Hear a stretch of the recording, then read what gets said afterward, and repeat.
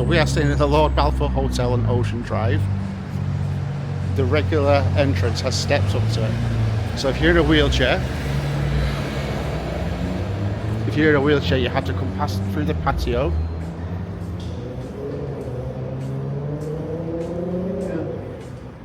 And there's a ramp that starts there.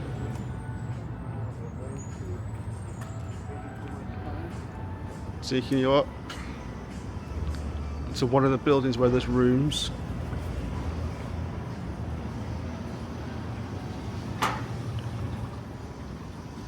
We have an accessible room with a roll-in shower. And we're heading that way now.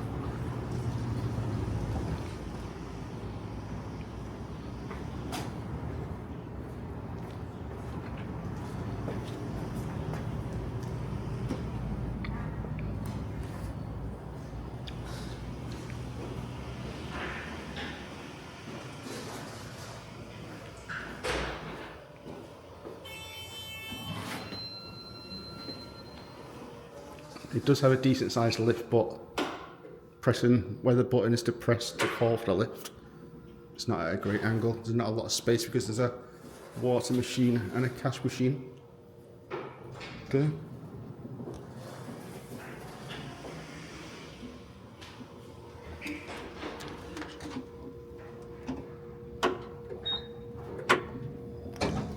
The lift is quite big. Goes around the corner. The buttons are easy to press and are low enough down.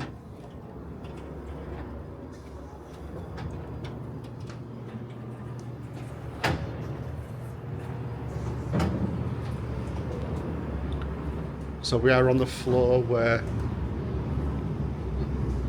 quite possibly the world's smallest swimming pool is. It is a spa pool.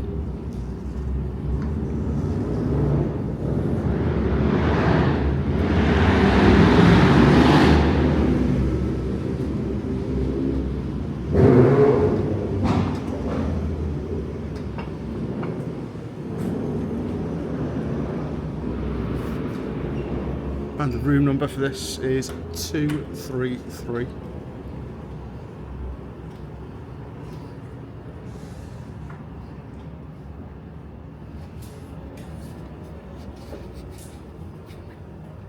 So as we come into the room, through quite a narrow passageway, I've been able to get my chair down it, but it is at the walls do have some funny angles which don't make it very easy to get down.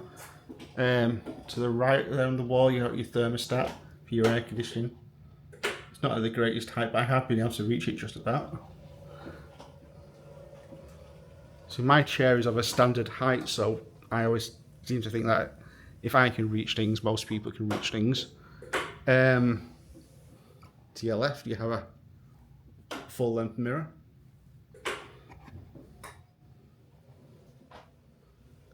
You have a side table, and in a Lavazza coffee machine, which we've not actually used. And to be honest with you, I had absolutely no idea how to use it.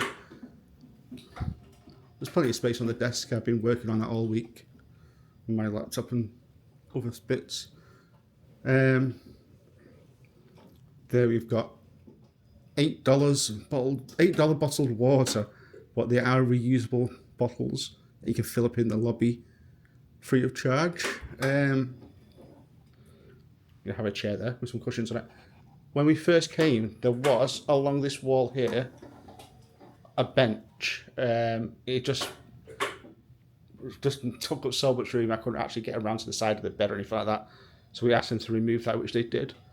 There isn't much of a view out the window.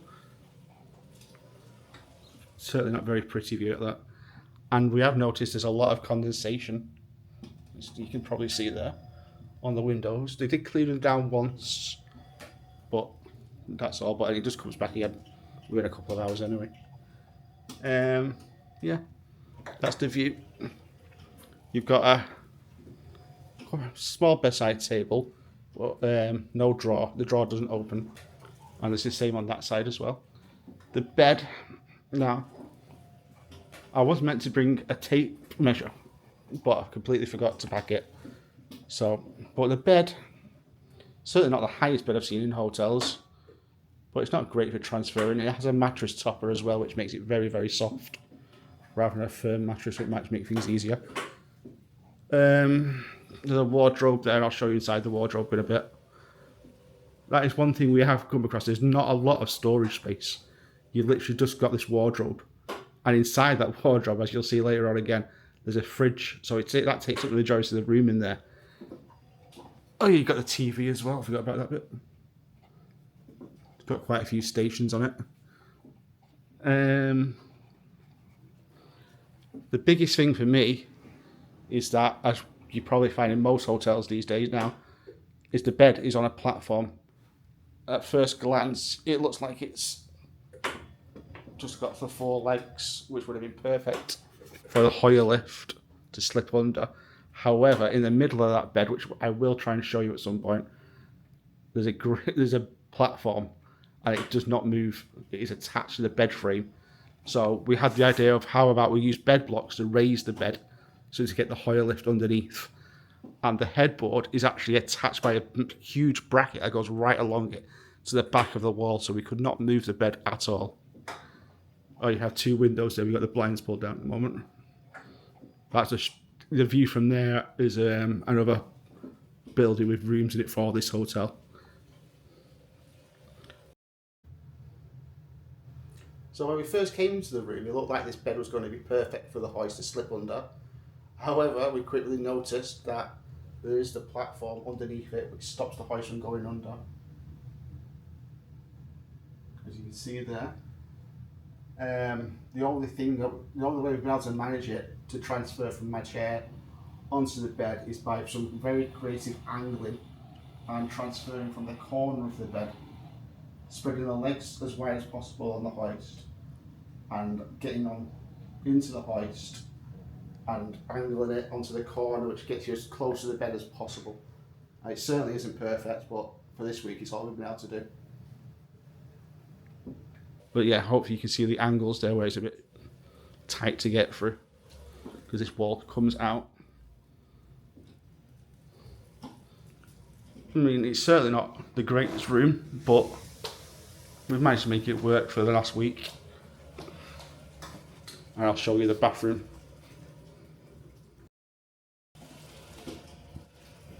You turn into the bathroom. You've got a glass door which opens inwards and outwards as well, which is pretty good. I like that. The sink, you can see there's plenty of space underneath to get your chair in. Kick that bit out of the way. What I have struggled with, if I come right up to it, I have struggled with the tap. It's very far back, especially if you want to turn it to the left or the right to put the cold or hot water on. I've not been able to do that myself. And there's a shaving mirror there, which is just ridiculously high and of no use to me whatsoever. Now the shower, I've always found that a lot of rolling showers struggle to drain properly, which end up flooding the bathroom. But this has been, even though the gradient is very slight, it drains really, really well. It's got a rainfall shower head, a hand nozzle, and a little seat. I have no complaints over the shower at all. It's been really good. The toilet, pretty standard height toilet. And again, ideally I would have measured this, and I'm sorry about that. There's quite a lot of space on the left hand side of the toilet, my right currently. I have found that the grab bars, I don't know if this is my personal preference or what, but ideally they would be an inch or two lower, and that inch or two makes all the difference.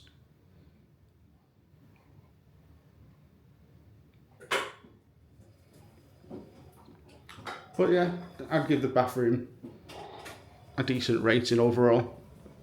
No big complaints.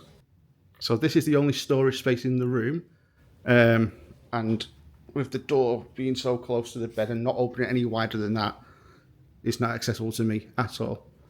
So there you've got the fridge, a safe, there's a luggage rack in there, some robes and some coat hangers.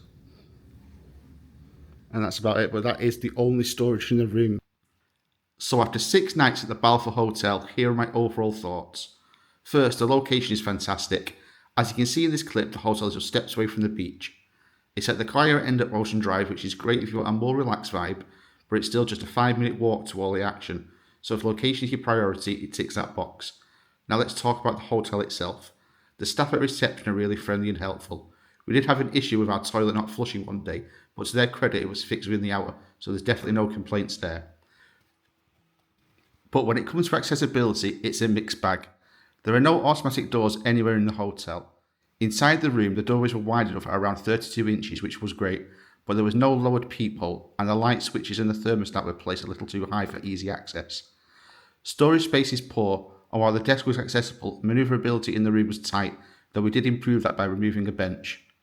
The bathroom setup was decent with a roll-in shower, a fold-down seat and grab bars, but I did notice there was no grab bar on the left-hand side of the toilet. The sink wasn't lowered and actually a bit tricky to use, and there was no emergency pull cord either in the bathroom or in the bedroom, which is something I always like to see in an accessible room. Elsewhere in the hotel, the restaurant and bar were step-free and tables are easy to access, but there were no accessible parking spaces, no valet, no pool lift, no gym, spa or sauna. On the plus side, you can book the accessible rooms online, which in my book is always a plus. I hate it when your hotels make you call just to confirm accessibility. Now let's talk about the biggest issue for me, the bed. It's on a raised platform which made transferring difficult and honestly made the entire stay less comfortable. Considering the price we paid per night, I just expected better accessibility features overall. So, would I stay here again? Probably not. It wasn't terrible, but for the price, you're mostly paying for the location and not the experience. If accessibility is a big priority for you, there are definitely better options out there. For an overall score, I'd give it a 6 out of 10. Great location, friendly staff, but not quite there in terms of accessibility and value for money. What do you think? Based on what you've seen, how would you rate this hotel? Drop your rating in the comments below. And if you like the video, please give it a thumbs up. As you walk down this South Beach pathway, you'll find an access mat ahead. Makes the shore a little bit more accessible for everyone. There are beach wheelchairs available on South Beach.